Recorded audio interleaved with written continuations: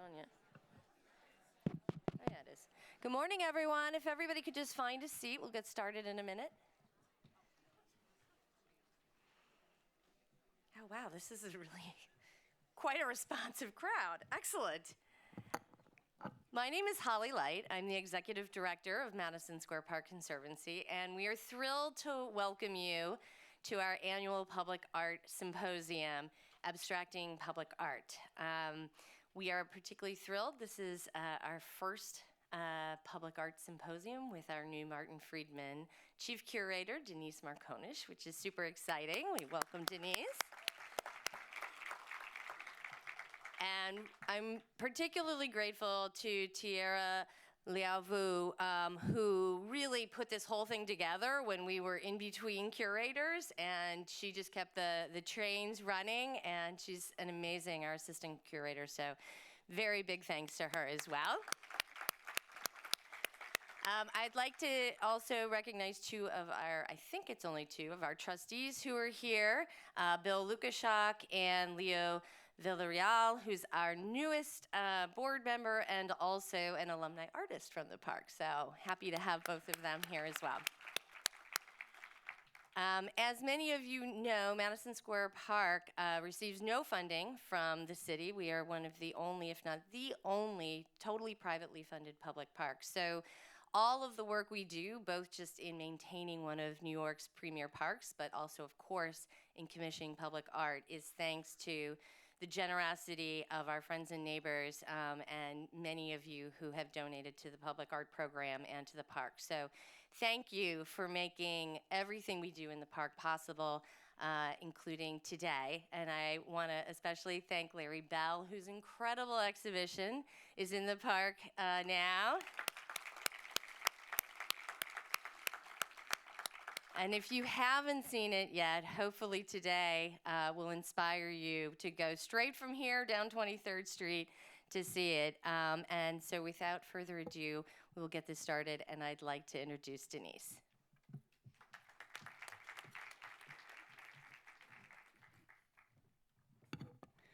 Hi, everybody. It is such a thrill and honor to be here today and to see so many eager art audience at 9:30 in the morning on a Friday. Thanks for making it. As Holly mentioned, this is my first symposium hosting here at Madison Square Park. I started at the park just at the end of June. And when I got the job, which I was thrilled, I became even more excited when I said, "What exhibitions do you have coming up?" And they said, "Well, Larry Bell."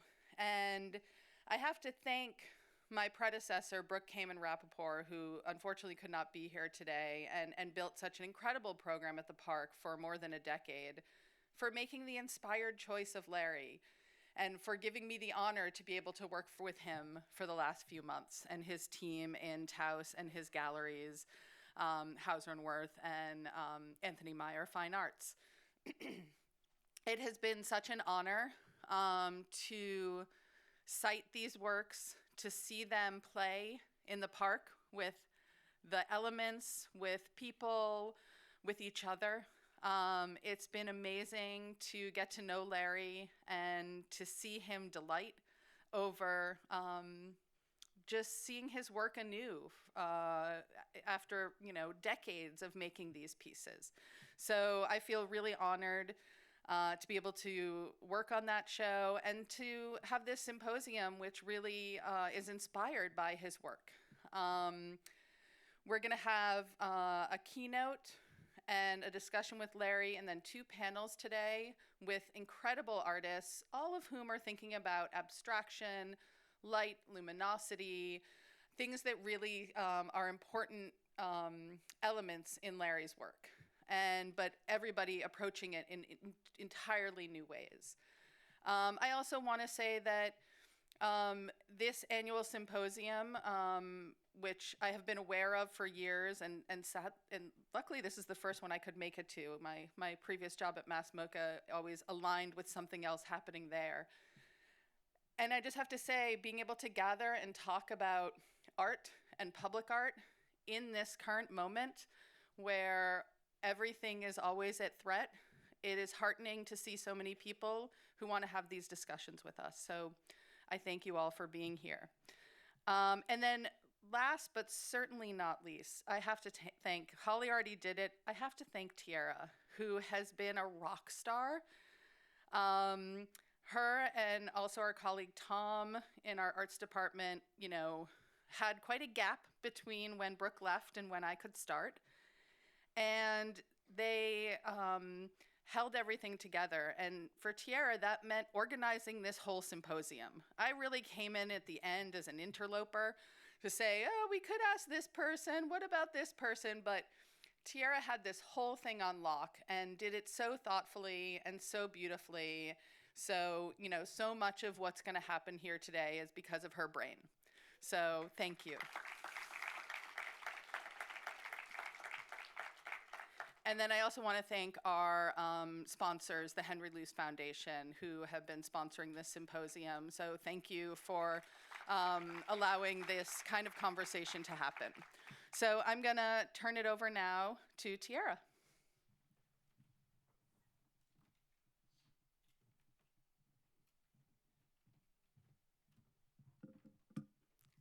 Good morning, everyone.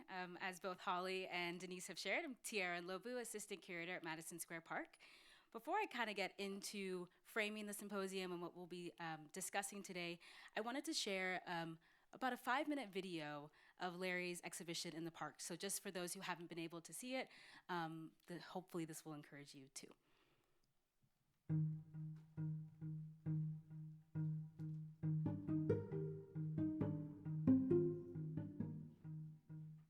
You have to think about what you're looking at, because it's very easy to fall through the reflections into some other place. And that's the sensuousness of the visuals for me, is what it does to your motivation to see.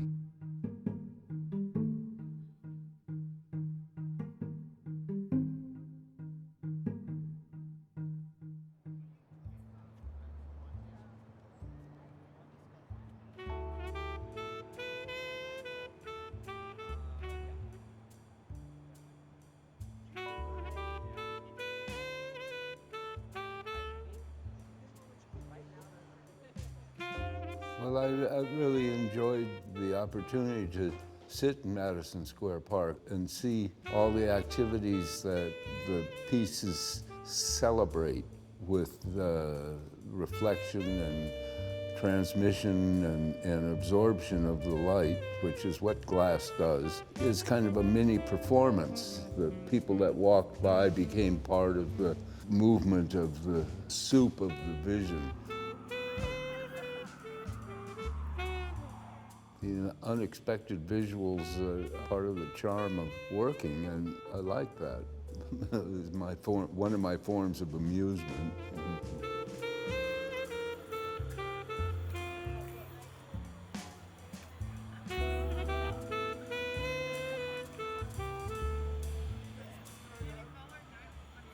Well, just about all my sculpture projects have something to do with right angles. There's a powerful visual that we all live with. I hadn't ever really put the sculptures next to trees or on green grass.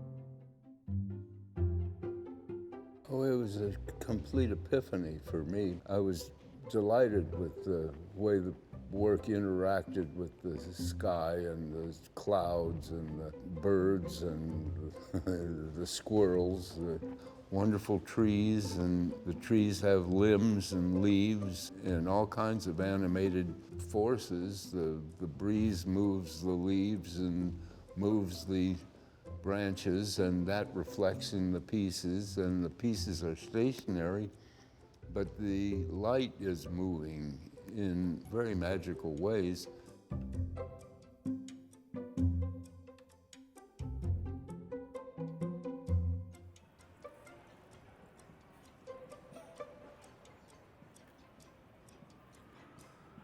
Frankly, purple is two kind of U-shapes that interlock.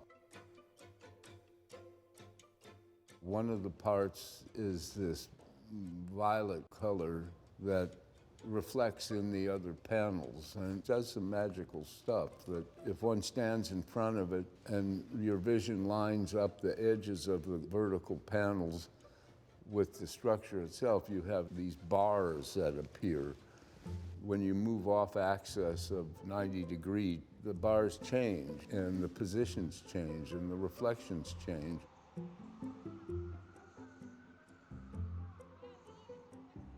The sculpture called Red Eyes, this is its first assembly.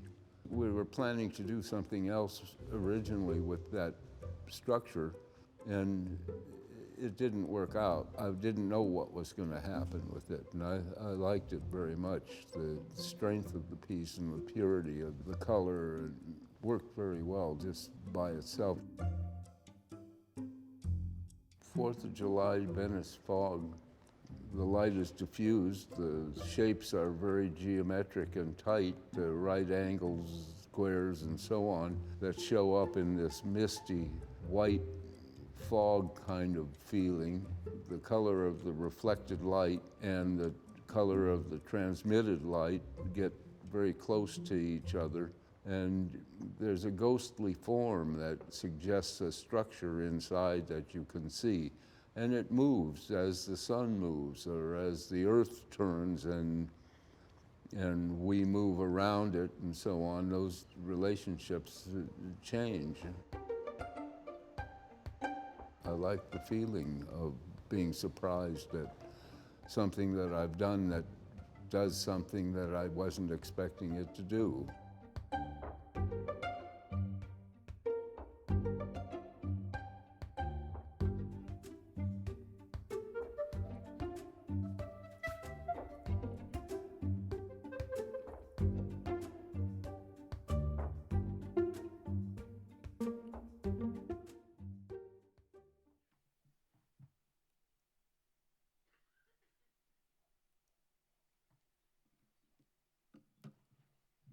If you haven't already, I encourage you to download our program, which includes the full bios of our speakers at the QR code on screen.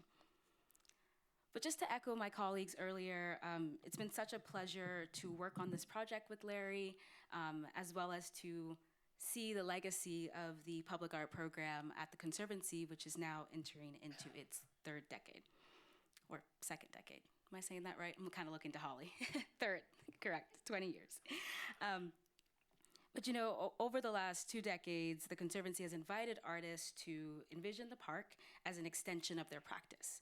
It's an invitation that encourages each artist to redefine a relationship with their surroundings, as Larry says, with the squirrels and the trees and the leaves and also all of the pedestrians that come through the park. What I've found to be really exciting is that each exhibition then brings new meaning and answers to kind of this core question: what does it mean to share public space? And even more so, to share it through art. So our goal this morning is to turn that question towards the abstract and begin a dialogue around how non-representational art can be dynamic, responsive, and in many ways alive in the public realm.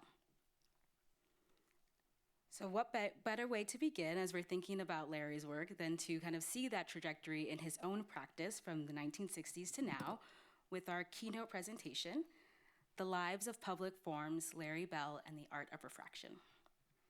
While our speakers need no introduction, I would be remiss not to still give them a proper one. So I'll start with Larry. Larry Bell is one of the most influential artists to emerge from Southern California's light and space movement of the 1960s. Working across a range of materials and scales, this loosely connected group, including James Turrell, Robert Irwin, and Mary Corse, among others, focused on the viewer's perception and how everyday experience is transformed through light. Bell's first experimentation with glass was in 1959 when he worked in a framing shop and learned to cut glass.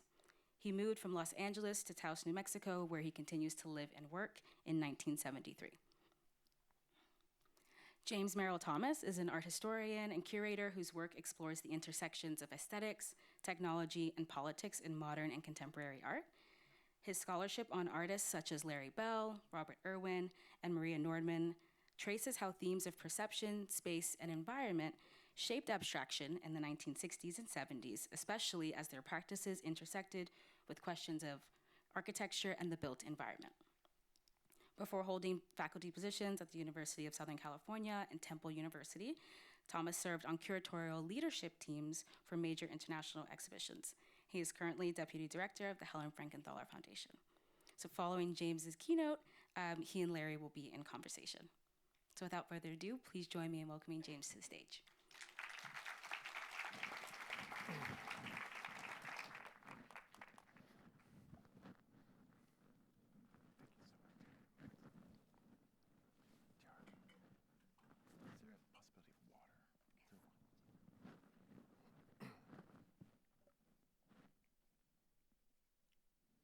That checks out.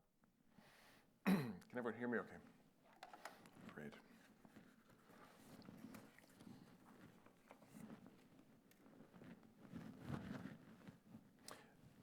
Are we doing lav? I don't want to rustle.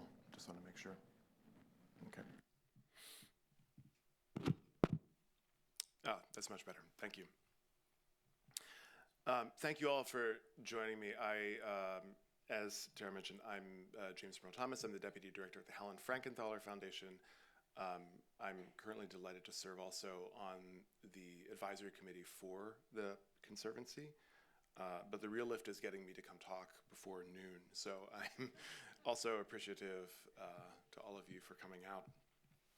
I want to begin this morning by thanking, of course, Holly Light, Denise Marconish, and especially Tiara Livu for the invitation to speak this morning, and also extend thanks to the past and current leadership and team of the Madison Square Park Conservancy for its sustained commitment to hosting discussions around the place of contemporary art in the park and in the greater public sphere. It is a pleasure to find a place in a community that treats public art not merely as a decorative supplement, but as a set of propositions about how we structure and dwell within civic space.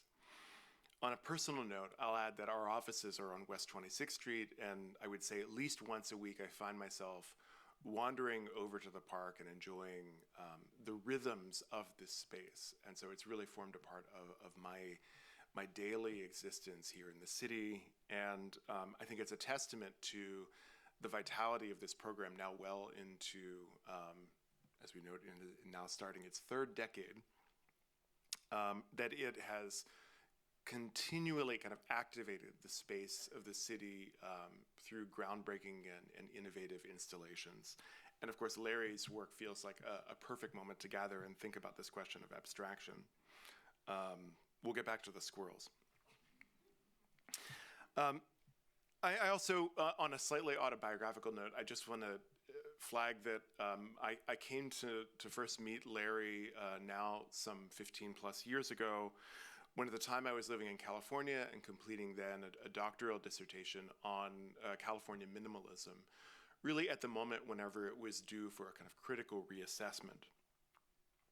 The conceit of that project took the space in light and space quite seriously and seek to investigate how Bell, along with his peers, Irwin and others, were collaborating with perceptual psychologists, including some who worked with NASA, and which is to say, how did the metaphor of outer space motivate our concerns about more earthly spaces, the spaces of cities, urban dwellings, planned communities?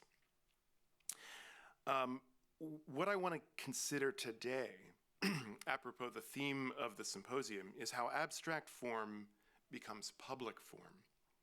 How an art shaped by reflection, autonomy, and even interiority can generate instead conditions for shared perception in civic space.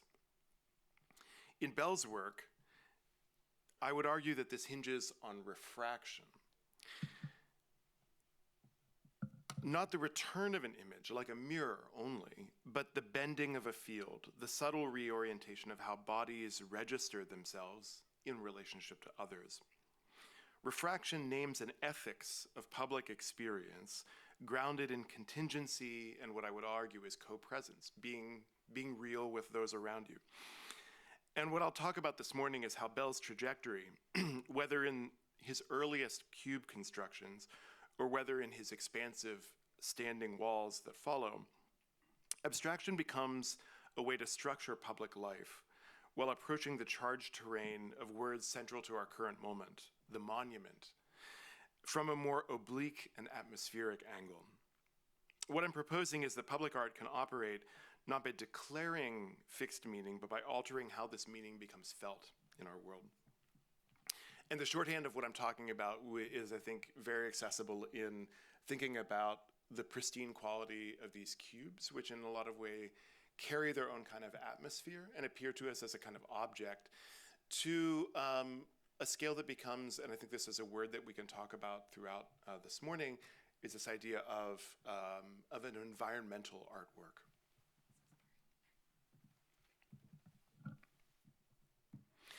But I'd like to begin not in Madison Square Park, not in Los Angeles or Taos, but in an unexpected locale once very briefly associated with Belle, La Défense, a vast district on the western edge of Paris, conceived in the late 1950s as a laboratory for urban planning and architectural ambition.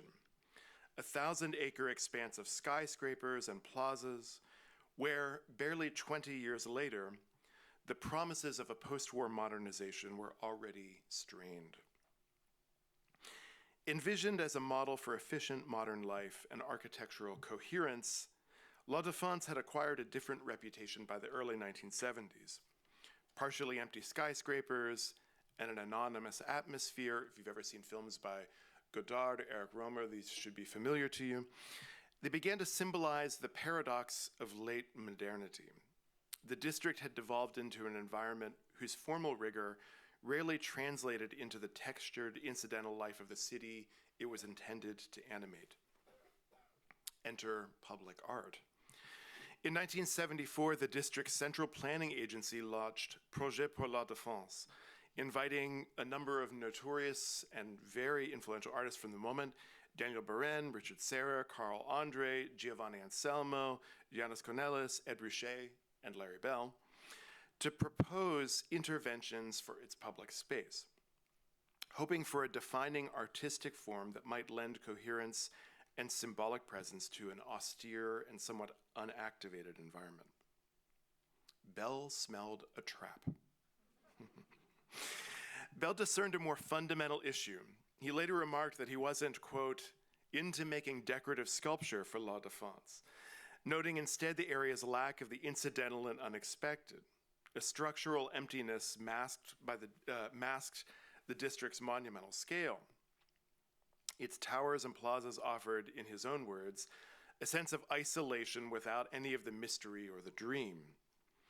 Declining to produce a large-scale sculpture, Bell instead convened a group of collaborators, including Robert Irwin, the artist Newton Harrison, the architect Frank Gehry, and, returning to my note about NASA earlier, the perceptual psychologist Ed Wertz.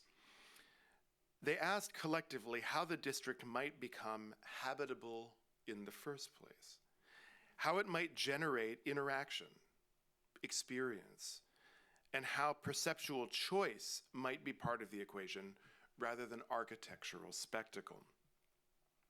Presented at the Sonnabend Gallery in October of 1974 in what appears as scant documentary evidence, most of the Sonnabend Gallery's materials were thrown into a dumpster when it closed, sadly. The group's final proposal trafficked in the systems theory of the era, making clear how far they had moved from any fixed notion of a public monument. Instead of a model or a sculptural prototype, visitors to the gallery encountered a working room that modeled the process-oriented trends of the 1970s art world. Tall dividers and gallery walls were papered with loosely tacked sheets of butcher paper. It must have been a busy week. Sketches, notes, lists of actions, and rough diagrams for how the district might be reimagined. And I gotta say, the installation reads less as a finished artwork than as an active site of inquiry, a space filled with structures where interdisciplinary research, shared inquiry, and quasi-cybernetic notions of perceptual richness were prized over a single form. Tasked with sketching out an ambitious public art program, Bell and his collaborators instead offered up a different kind of model, noting that La Défense didn't require a single anchoring object, but an adaptable framework. And I'll flag here the notion of improvisation. I think that forecasts a lot of what we're seeing today. For imagining how public life might be best lived. In their time, this looked like networks of gardens, fancy communication systems, or even neighborhood meetings that would provide a new model for considering how habit and inhabitation would accrue to the core features of modern urban dwelling. Regarded from over a half century later, Bell's response is clarifying. His reluctance to deploy a single form in the Parisian commons followed by then a 15-year trajectory that began at the dawn of the 1960s with a series of exacting experiments in glass and pigment. By the time of La Défense in the early 1970s, this practice had expanded into a broader environmental understanding of how people moved through and experienced space. I want to suggest today that La Défense, and more broadly the public spheres of architecture and urban space that defined this work in the early 70s, represent a critical, transformative moment in Larry's career. For years, he had been attentive to the perceptual shift that occurred in the corners of the edges of his work, the points where surfaces meet, where light changes direction, and where viewers become aware of their own position. These concerns shaped his early cubes, and later, as I'll discuss this morning, the standing walls that came later. What La Défense offered was another opportunity to think about how such abstractions were scaled outward into the public space. To understand the importance of this shift in Bell's career, it's useful to return to the dawn of the 60s when Bell was still working as a painter. His earliest canvases, angular, planar, often structured by hard edges and isometric projections, carry the familiar vocabulary of a post-war painterly abstraction. Yet they already leaned into a decidedly spatial register. Hovering between pictorial depth and literal space, Bell's apertures, his angles, and his floating panes of his early paintings suggested not only an illusory surface, but volumes and worlds within. Here, edge isn't simply a boundary, it operates like a hinge between the painting and the room around it. And even at this stage, Bell began exploring how a surface might prompt the viewer to sense rather than to merely see the space around it. What becomes striking when viewed in tight sequence is how quickly this inquiry accelerated in just a few short years. And we move here from L. Bell's house in 1959 to Larry Bell's house 2 in the early 60s, a fully three-dimensional construction. And my point here is that what began as an argument about painting, right, about painterly meditation on dwelling in space and a modernist concern with the surface of the canvas, very quickly becomes an actual exploration of how space could be built, inhabited, and perceived. We recall that this is ultimately a piece titled His House. Constructed from wood, mirror, and store-bought glass, L. Bell's house 2 carried the logic of an earlier painting into literal volume.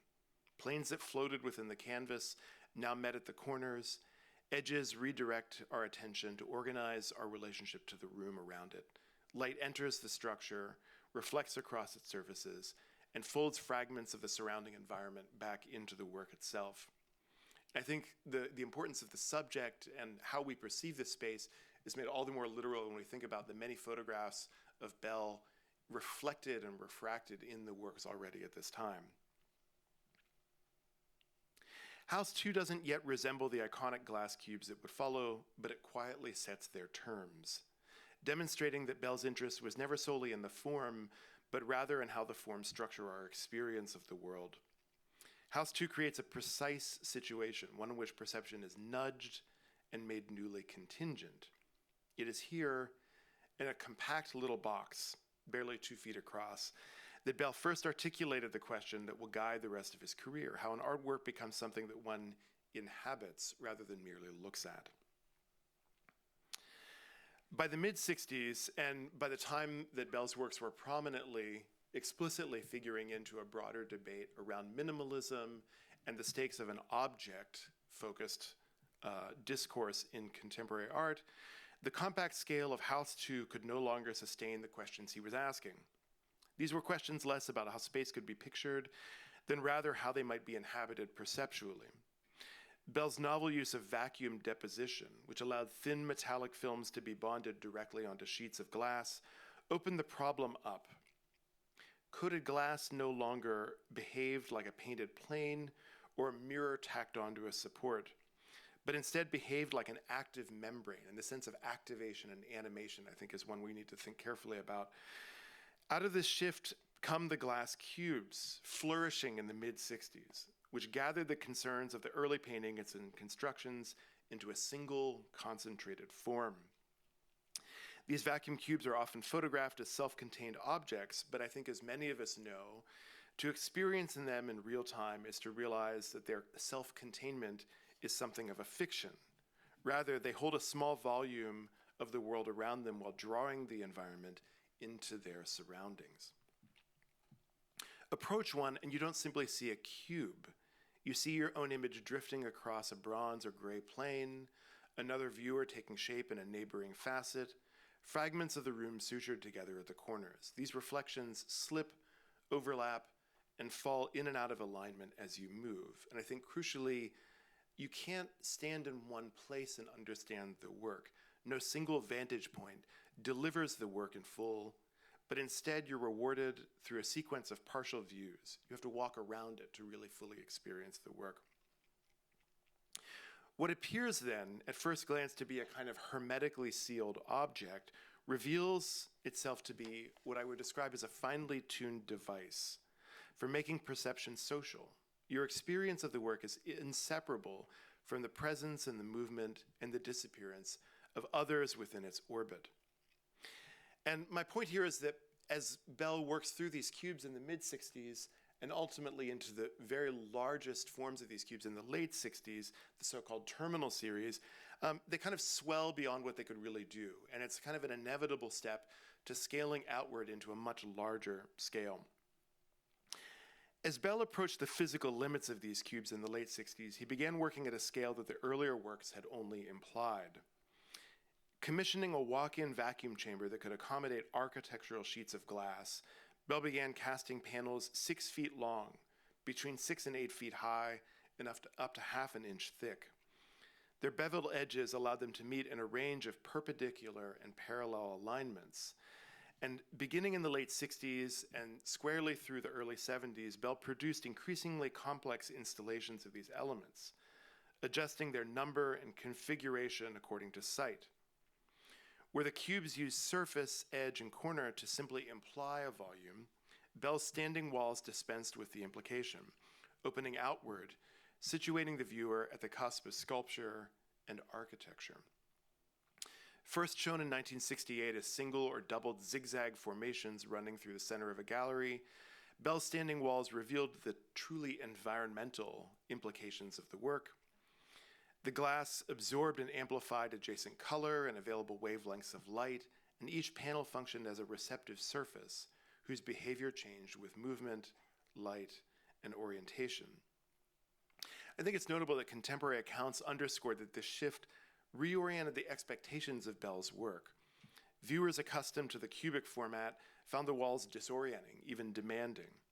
Photographs from installations throughout this period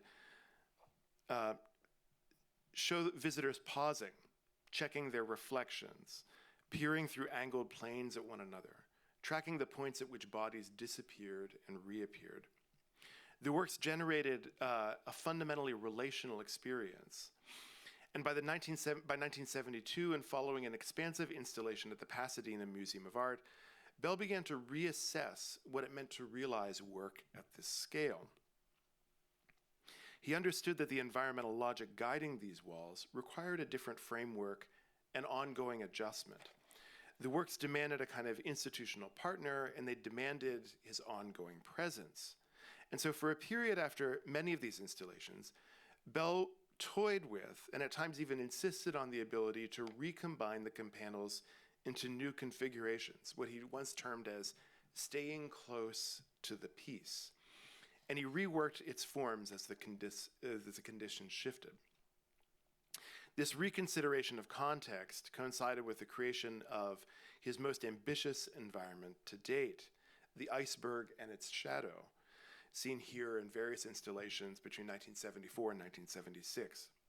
Comprising 56 panels of 3/8-inch plate glass coated with Inconel and silicon monoxide, the work arguably is the culmination of 5 years of constructing and recombining the vocabulary of these standing walls.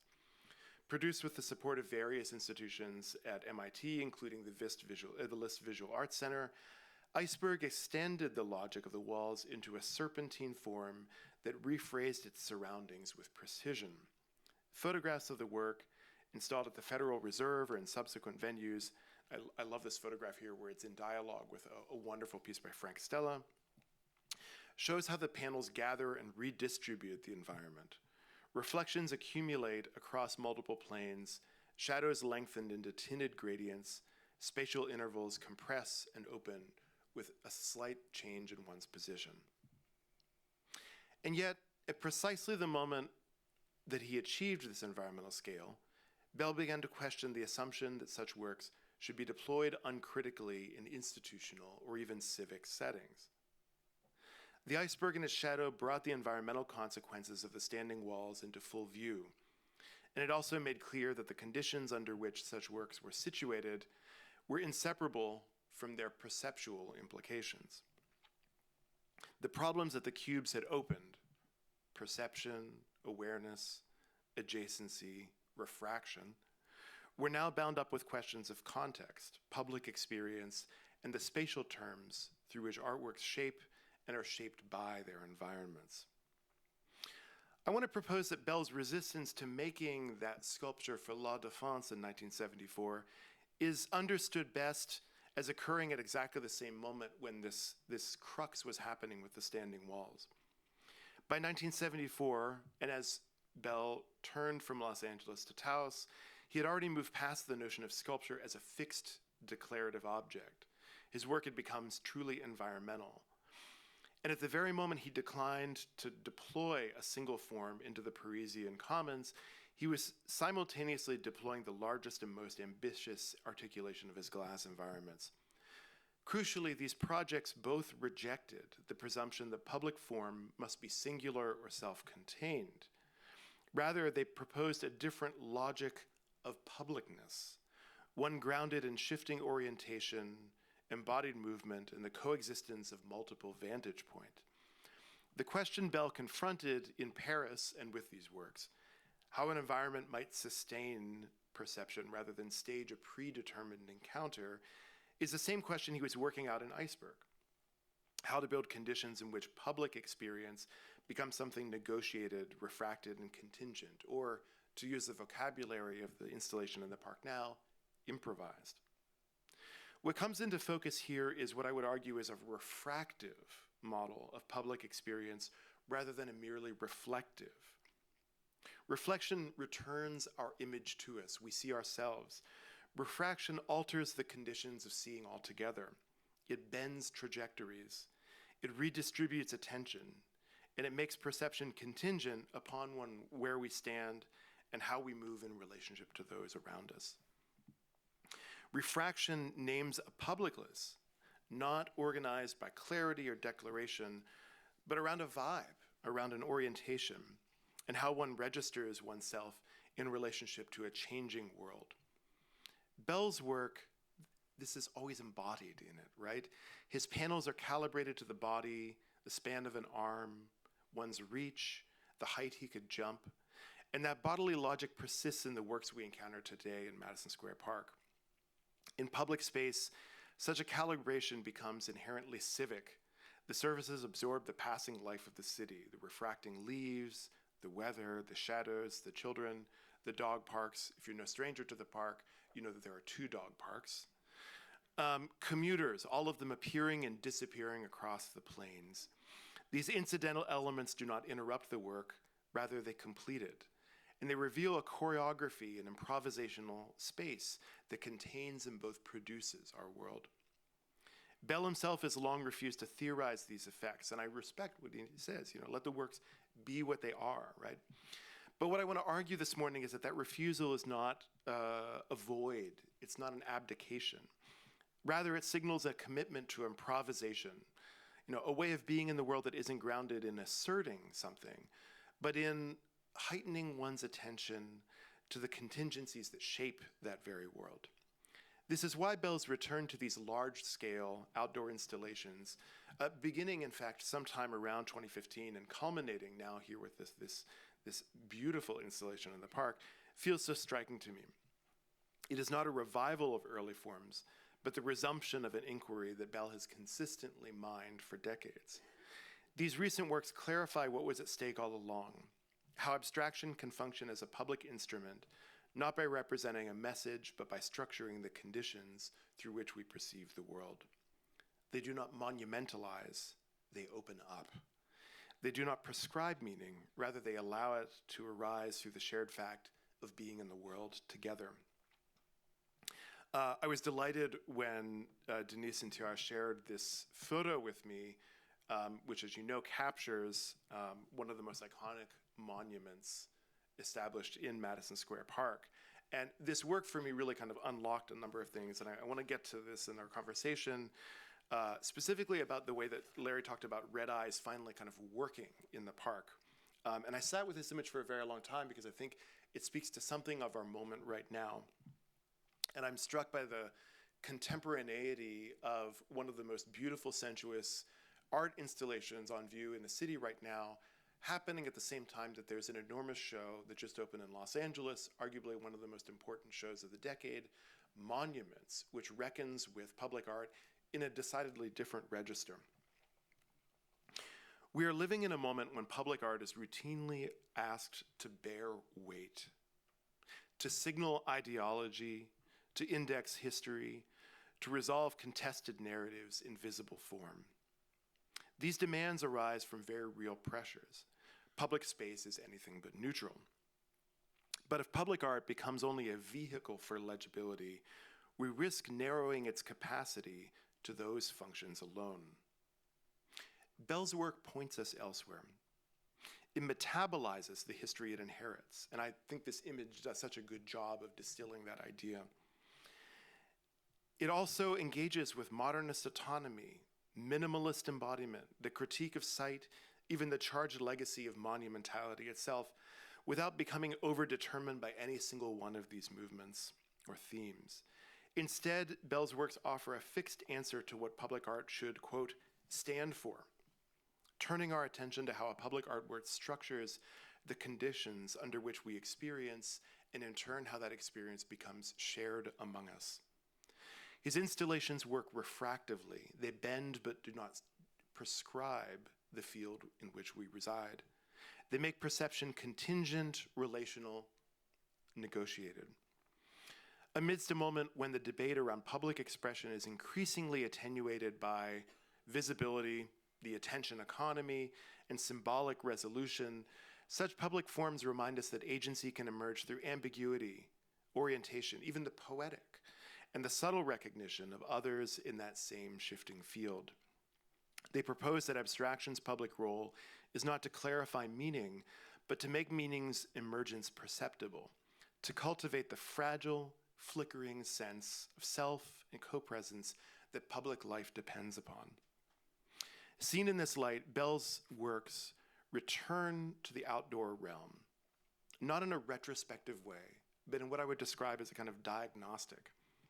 They suggest that the future of public art may not hinge on inventing new monumental types, but on reimagining the structures of public experience, thinking about attention, contingency, and a shared choreography. And this brings us directly to the theme of this year's symposium. Bell's work prompts us to ask, with fresh urgency, what kind of historical object is an abstract public form? How does it inhabit the legacies that it inevitably carries? What forms of agency emerge when a public artwork cultivates orientation rather than declares something, refracts rather than asserts? And perhaps most pressingly, what if the next horizon for public art lies not in new monumental forms, but in new ways of structuring this experience, ways that arise from the intelligence of abstraction itself or from spending time on a bench in a park as the world unfolds around you? These are questions that Bell's work returns to us, and the questions that I hope guide our conversations this morning. Thank you.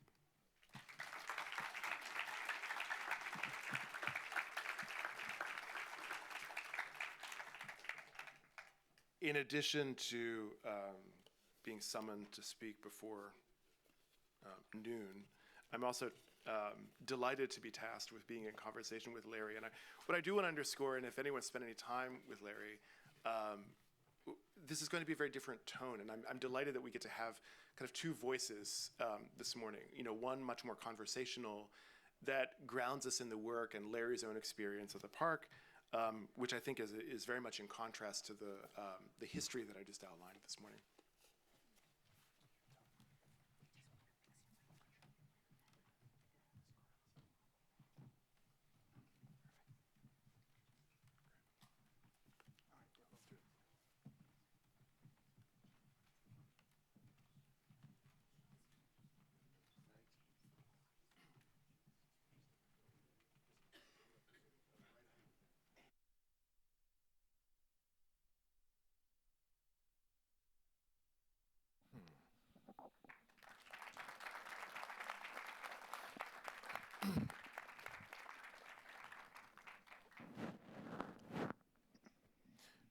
Well, Larry, we have...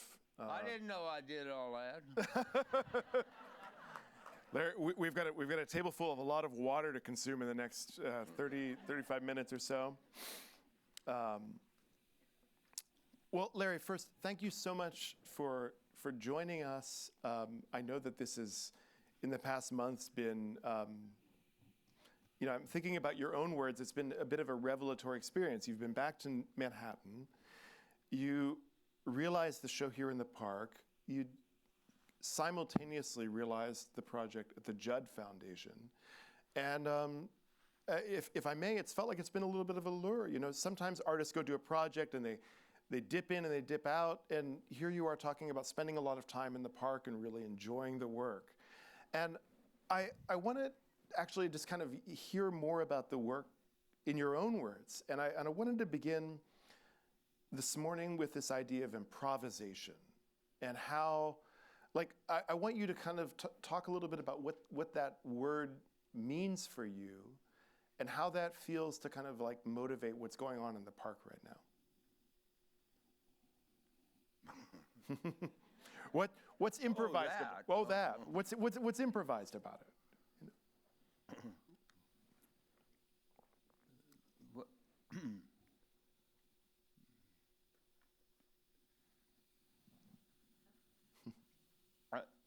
There's three tools. I've said this to many people. There's three basic tools that I work with, that anybody works with in any field as far as I'm concerned. And intuition, spontaneity, and improvisation. And then the thing that holds all of those tools and gives them power is the trust you have in using them. Mm-hmm. You have to believe that what you're doing has meaning and not think about it. You just have to believe it. Mm-hmm. And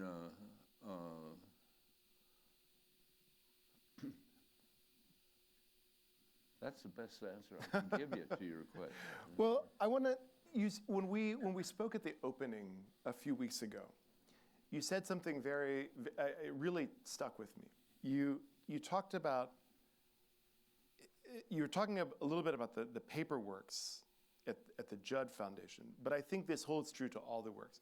You said that you kind of gave a trust over to the materials itself, that the stuff started doing something unexpected that you weren't even expecting, and it just kind of opened up from there. And I wanted to hear you talk about, like, what is that? Is it that the colors were interacting and doing something?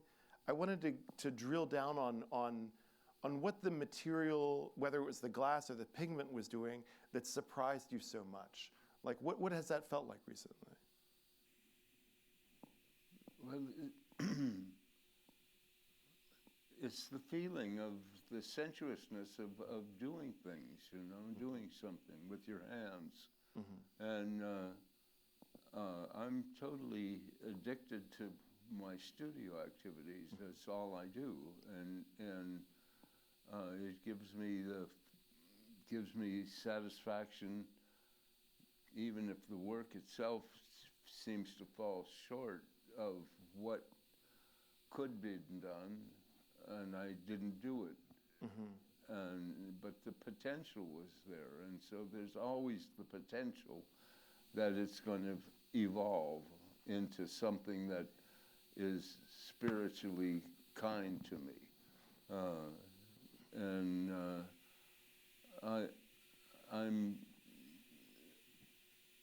I'm not very happy unless I'm working, and that's because I'm totally addicted to working. And so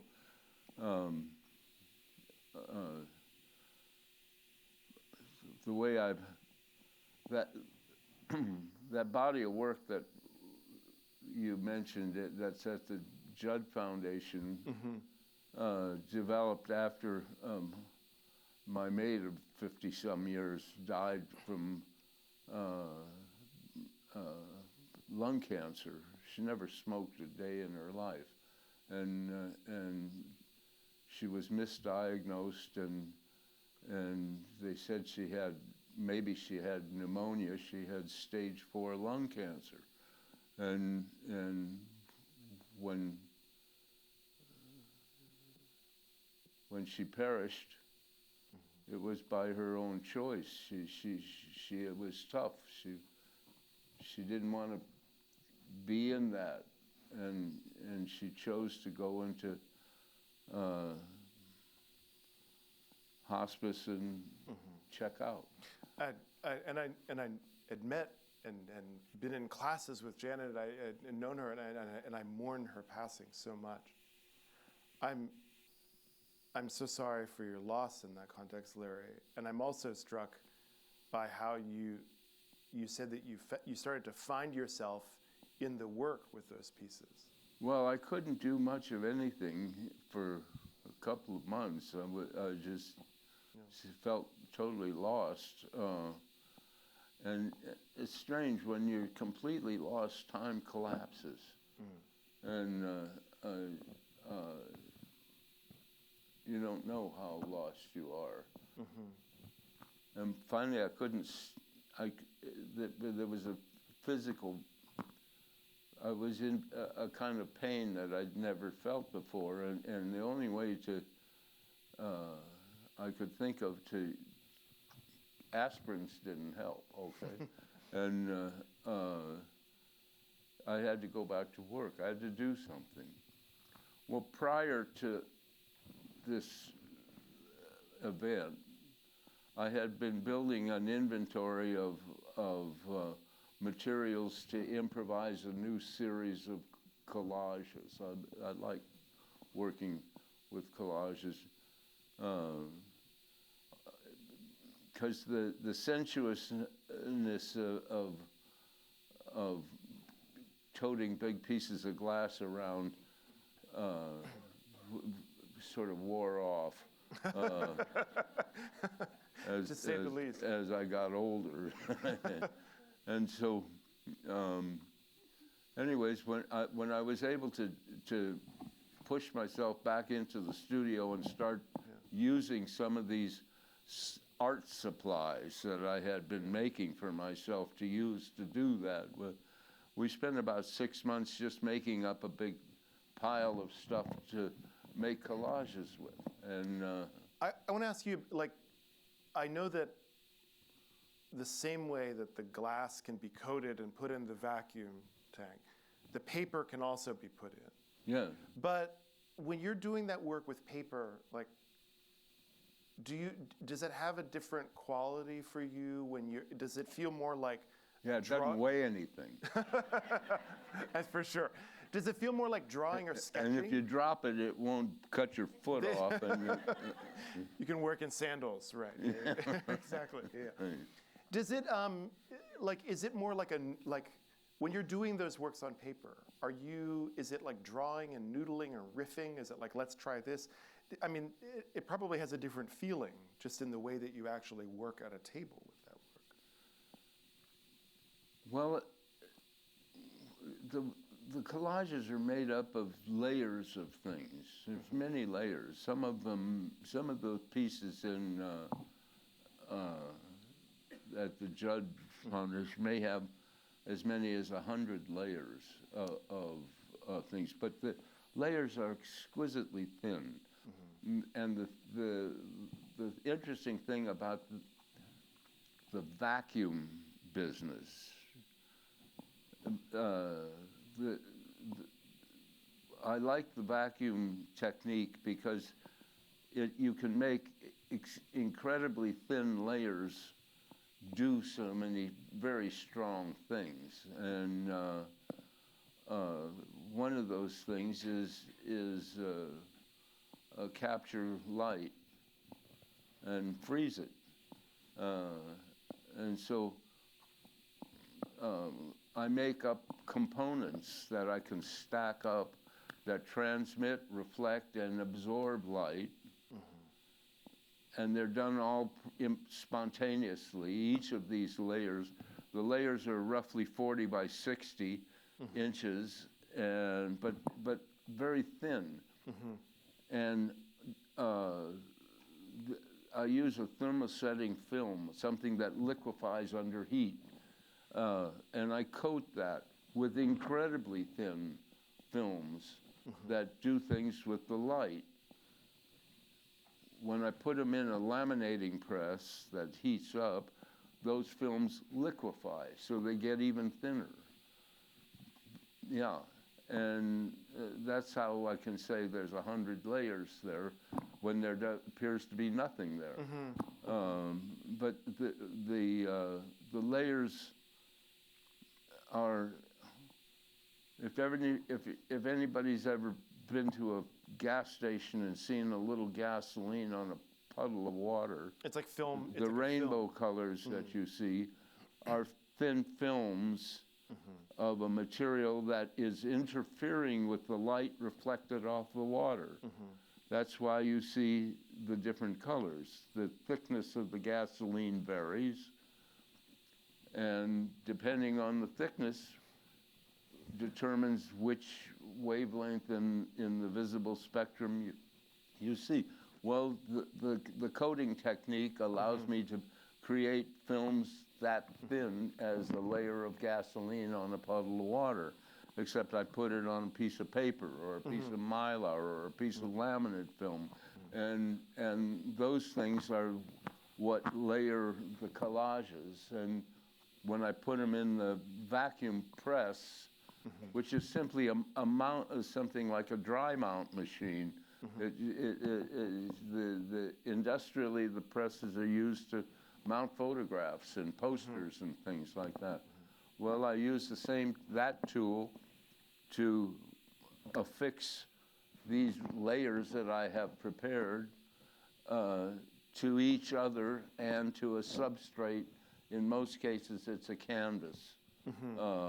And end up with something that started off weighing 12 pounds and is close to 80 pounds, but it looks the same as it was when it was 12 pounds, except I've added layers of dense materials to it. As you're going through that process, do you ever stop and say, "Oh, no, this is crap," and you scrap that one? Do you at some point ever stop and say, "This one isn't good, I'm going to go back to it"? No, I don't talk to myself. Well, what I mean is that it's all very spontaneous, you know. I mean, I've been doing this stuff for a long time, and so I don't think about it very much. I just do it, and I count on a certain kind of feeling, and that comes from probably an affliction that I was born with, something called hereditary nerve degeneration in my hearing, in my ears. And so I had a deficiency in hearing, and learned how to function without hearing very much. And I suspect that the absorption of the experience is what allows me to work fast and not think about it. I just do it, and I wait for the feeling, which is what I count on. I think art is about feeling. I don't think it's about anything but feeling. If when you do something that has feeling, it's meaningful, and if it has no feeling, it's meaningless. Could we talk about red eyes in the park? Yeah. You said you were trying some things out and it didn't work, but then suddenly it worked. Like what? Well, what was that? it was the glass. All the glass in the park is clear glass. What you're looking at is laminated glass. Two pieces of clear glass are held together by something that has color in it. And so where you see red, the whole sheet of glass is covered with a film that is red and held there by a technique in the glass industry. They have these machines that create great pressure and squeeze all the air out from between two things and in fact it's the air on both sides of the glass that hold them together. The pressure and the film is, if you see red, it's because there's a red film on there. If you see yellow or blue or so on, it's the same story.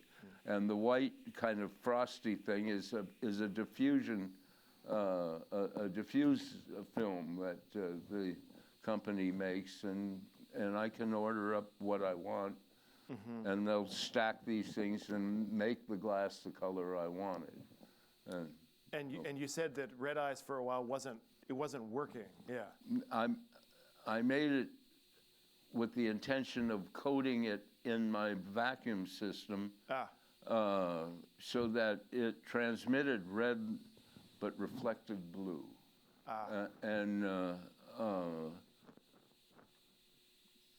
The engineer that helped me build the tooling that would allow me to do that coating couldn't stay with my operations. He was obliged to leave, not by me, but by other issues that had to do with his life. And so we had ordered the parts for the sculpture, which I believed would have been just fine without the blue reflection, but more interesting maybe with the blue reflection. Well, we made a small model of it, and it looked great, but I wasn't able to make it. So, because he left, and we had built the kind of mechanism that would allow me to do that kind of work, but the only one who knew how to do it was this guy, and he left. So. His loss. Yeah, but the equipment still did the other kind of coatings that I wanted. By way of transition, I want to close by asking, a lot of this conversation is it's very much the space of you being in the studio and doing this work, but then I think that overlooks the joy, the pleasure of sitting in the park with the works. They do something amazing when they're in this natural setting. Yeah. And by way of closing, I wanted to ask you, now that you've had some time to really be with the work here, what have you learned from the pieces? Well, I've always had the feeling that your work is your teacher, and you follow your work. And I had never really put these kinds of sculptures in an environment that wasn't a clean, empty room, or if it was outside, it was in an area that had very little else in it, and The park's busy. I mean, there's well, stuff everywhere. when I was invited to do the show, I came to New York to look at the space. I had seen the park, but I didn't remember. It was not the kind of area that I ever expected to do a show in. And the first thing I realized was I was not competent to make the decisions necessary to do an interesting installation. The park had experts that knew the park, and so I told them, I have the work, but you have to choose what piece goes where. Here are the drawings of the pieces, the dimensions and photographs and so on, but you have to do the engineering to mount them and choose where they go, because I can't do it. And so they did it. They did a fantastic job. So if the show works, great. Well, I only am a part of the whole thing. It was the people that actually put it together, like Bill over here.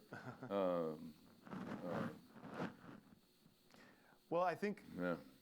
on that note, I want to turn to the other parts of this morning's event and open this onto a broader conversation. But I think I can't underscore enough like how, getting aside from the history and the theory and everything, there's this pleasure, there's this like raw like joy of sitting in the park and not knowing how the works are going to be continually activated.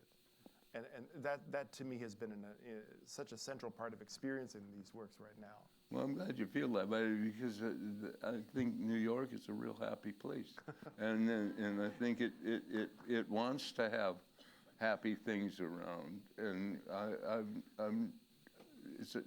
the city's always been very kind to me, and I've always enjoyed being. I had a studio here in the mid-'60s where I got to meet some wonderful artists and became longtime friends, and so I mean, there's a lot of love went into the work, and there's a lot of love in the city. So Peace and love. what can you say? Yeah.